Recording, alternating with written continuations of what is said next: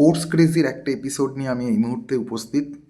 তার কারণ আসন্ন টি-20 বিশ্বকাপ, যেটা 2026 সালে হবে ফেব্রুয়ারি মাসে, তার জন্যে একটু আগে ভারতীয় দল অ্যানাউন্স করা হয়েছে।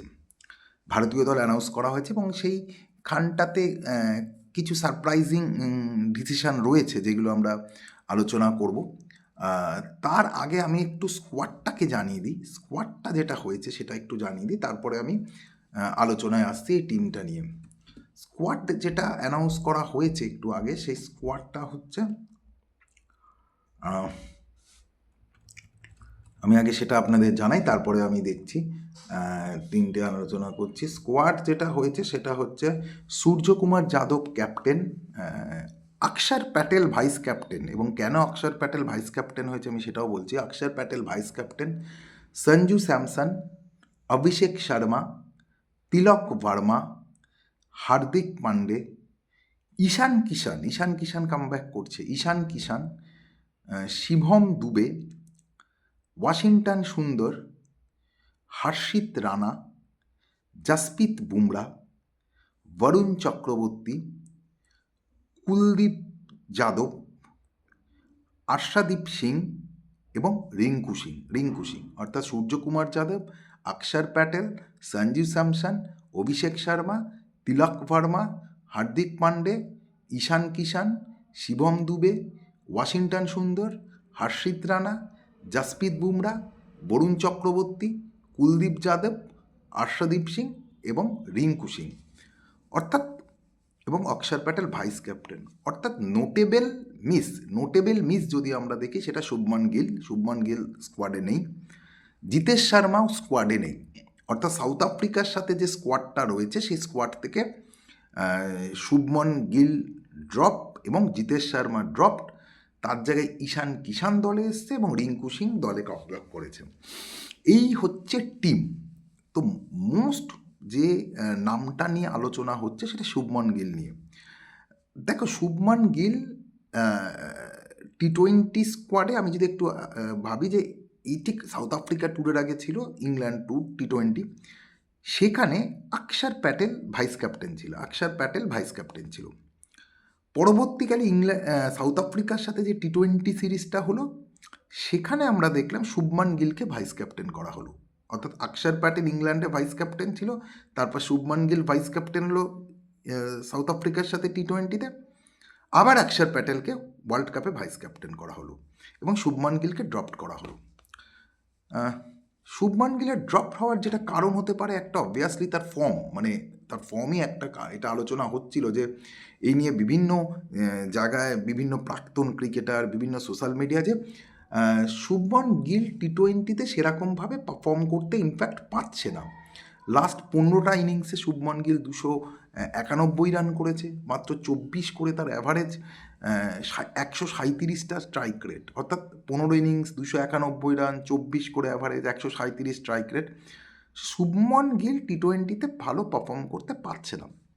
সেই জায়গায় দাঁড়িয়ে সঞ্জু স্যামসন, যিনি টি-20-তে 3টে সেঞ্চুরি করেছেন, অভিষেক শর্মার সাথে ভালো ওপেনিং করেছে, তাকে সুযোগ দেওয়া হচ্ছে না। অর্থাৎ শুভমান গিলকে কোথাও প্রমোট করার জন্য সঞ্জু স্যামসনকে স্যাক্রিফাইস করা হচ্ছে, এই প্রশ্নটা কিন্তু উঠছিল। আজকে যে টি-20 স্কোয়াড ঘোষণা করা হলো, তাতে কিন্তু শুভমান গিলকে বাদ দিয়ে দেওয়া হলো। অর্থাৎ এই জায়গাটায় দাঁড়িয়ে সিলেক্টররা এই সিদ্ধান্ত নিল যে Shubman Gill is not the best form in টি-20।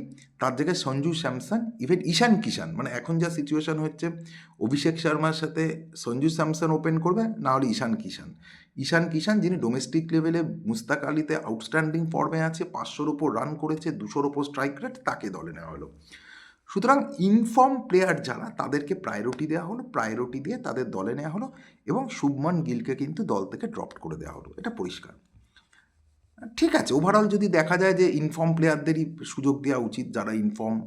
ঈশান কিষান প্রায় 2 বছর বাদে দলে ফিরল, হি ইজ এ ইনফর্ম। শহীদ মুস্তাকে ভালো খেলেছে, সঞ্জু স্যামসন টি-20-তে ভালো খেলেছে, সুতরাং এদেরকেই প্রায়োরিটি দেওয়া উচিত।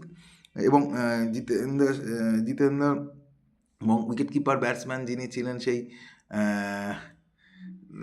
তাকেও বাদ দিয়ে দেওয়া হলো। জিতেন্দ্র কি আমাদের যে তাকেও বাদ দিয়ে দেওয়া হলো, তো এটা ঠিক আছে, যারা পারফর্ম করছে আমি তাদেরকে দলে পিক করে নিয়ে এলাম। এবং আমি যদি ব্যাটিং লাইন আপটা দেখি, সেখানে আমাদের অভিষেক শর্মা, মানে it's a very good power pack টি-20 batting. Abhishek Sharma, Suryakumar Yadav, Sanju Samson, Tilak Varma, Rinku Singh, Ishan Kishan, all that's a powerful টি-20 প্লেয়ার। হার্দিক পান্ডে যার কথা বলছিলাম, অলরাউন্ডার হিসাবে তোমার অক্ষর প্যাটেল থাকবে, শিবম দুবে থাকবে অলরাউন্ডার হিসাবে, ওয়াশিংটন সুন্দর অলরাউন্ডার হিসাবে থাকবে, জোরে বোলিংয়ে তোমার বুমরা থাকবে, আর্শাদীপ থাকবে, হর্ষিত রানা থাকবে, স্পিনার হিসেবে তোমার বরুণ চক্রবর্তী, কুলদীপ থাকবে। তো ইজ এ বেস্ট টিম। আমার তো মানে this is the best team as per the form, best team. যে জায়গাটা নিয়ে প্রশ্ন উঠছিল শুভমন গিলকে নিয়ে, তাকে ড্রপ করে দেওয়া হয়েছে। এবার আমার একটা প্রশ্ন এখানে রয়েছে, ধরা যাক এই টি-20 সিরিজে ইন্ডিয়া খুব একটা ভালো কিছু করতে পারলো না, ধরা যাক, মানে আমরা চাই করুক, ধরা যাক করতে পারলো না, বা সূর্যকুমার যাদবের যে ফর্ম, সেই ফর্ম কন্টিনিউ খারাপ ফর্মই থাকলো, অর্থাৎ ইন্ডিয়াও কিছু করতে পারলো না, সূর্যকুমার যাদব তার ফর্মও ভালো থাকলো না, তখন কি হবে? তখন কি আবার শুভমন গিলকে ফেরত এনে ডিরেক্টলি ক্যাপ্টেন করে দেওয়া হবে? যদি শুভমন গিলকে তো ক্যাপ্টেন, ভাইস ক্যাপ্টেন করা হয়েছিল, যে তাকে ক্যাপ্টেন করা হবে, কিন্তু তার টি-20 ফর্ম এবং ইনফর্ম প্লেয়ারদের বসিয়ে তাকে সুযোগ দেওয়া নিয়ে একটা প্রশ্ন উঠছিল, তার জন্য তাকে টি-20 ওয়ার্ল্ড কাপ থেকে ড্রপ করা হলো, ইনফর্ম প্লেয়ারদের সুযোগ দেওয়া হলো। যদি দেখা যায় যে টি-20 ওয়ার্ল্ড কাপে ইন্ডিয়া খুব একটা ভালো কিছু করতে পারলো না, সূর্যকুমার যাদবের যা ফর্ম সেটাও মানে খারাপ ফর্মই থাকলো, তখন কে ক্যাপ্টেন হবে? তখন কি আবার শুভমান গিলকে ফেরত আনা হবে, এনে তাকে ক্যাপ্টেন করে দেওয়া হবে, অর্থাৎ দল থেকে বাদ, তারপরে আবার ডিরেক্ট ক্যাপ্টেন? তো এইগুলো প্রশ্ন থাকবে, বাট সেগুলো ফিউচার। বাট অ্যাট প্রেজেন্ট আমার personal opinion, this is a very strong team, very good team. এবং ডোমেস্টিক লেভেলে আই এম ভেরি হ্যাপি যে ঈশান কিষান কামব্যাক করেছে, কারণ গৌতম গম্ভীর এরা সবসময় ডোমেস্টিক লেভেলের কথা বলে। এন্ড অফ দ্য ডেতে যে প্লেয়ারটা ডোমেস্টিক লেভেলে খুব ভালো খেলেছে, ঈশান কিষান, প্রায় 500-র ওপর রান, 200-র ওপর স্ট্রাইক রেট, তুমি তাকে সুযোগ দিয়েছো, সুতরাং কোথাও ডোমেস্টিক লেভেলের পারফরমেন্সকে তুমি রেকগনাইজ করেছো। রিঙ্কু সিংকে তুমি দলে কামব্যাক করিয়েছো, ভেরি গুড। যদি আমাদের যেহেতু আমাদের দুটো প্লেয়ার এখন, যেহেতু শুভমন নেই, সূর্যকুমার খুব একটা ফর্মে নেই, সুতরাং ওখানে একটা ব্যাকআপ ব্যাটসম্যান দরকার, সেটা রিঙ্কু সিং তোমার দলে রয়েছে, অলরাউন্ডার রয়েছে। So this is a very good side. এবং এই সাইডটা নিউজিল্যান্ডের সাথে 5টা টি-20 খেলবে জানুয়ারিতে, এবং 3টে ওয়ানডে খেলবে। 5টা টি-20, 3টে ওয়ানডে, 5টা টি-20 এই দলটাই খেলবে নিউজিল্যান্ডের সাথে, ওয়ানডের দলটা পরে অ্যানাউন্স হবে। সুতরাং overall I think is a very good side. Domestic লেভেলে যারা ভালো পারফর্ম করছে তাদেরও সুযোগ দেওয়া হয়েছে। এবং Shubman Gill is little bit unfortunate, মানে শুভমন গিলকে নিয়ে আমি ভাবি যে আইপিএলে এত ভালো খেলে, সেখানে ইন্ডিয়ার হয়ে টি-20 ফর্ম্যাটেও পারফর্ম করতে পারছে না। এবং 137 strike rate, I think as a opener, মানে যেহেতু এখন টি-20তে ফার্স্ট 6 ওভারটা ভীষণ ইম্পর্ট্যান্ট, সেখানে আমার মনে হয় যে Sanju Samson is much more effective. তো যারা এফেক্টিভ, যারা সুযোগ কাজে লাগাতে পারে, সেই প্লেয়ারদের তুমি সুযোগ দাও।